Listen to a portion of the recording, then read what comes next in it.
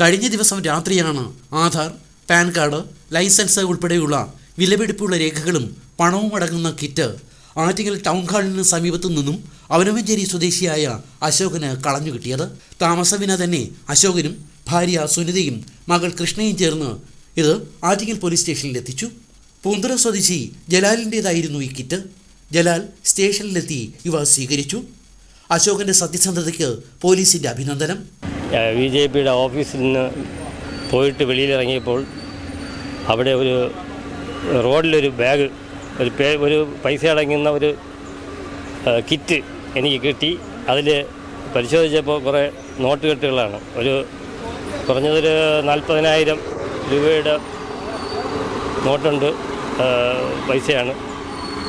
അത് ഞാൻ ഇന്നലെ ബന്ധപ്പെടാൻ ശ്രമിച്ചപ്പോൾ ടെലിഫോൺ ഓഫാണ് അവർ. പിന്നെ സ്റ്റേഷനുമായിട്ട് ബന്ധപ്പെട്ട് അവർക്ക് ആ പേഴ്സടങ്ങുന്ന പൈസയും ഡോക്യുമെൻസും കൈമാറി. അശോകനും കുടുംബത്തിനും നന്ദി പറഞ്ഞു ജലാലും.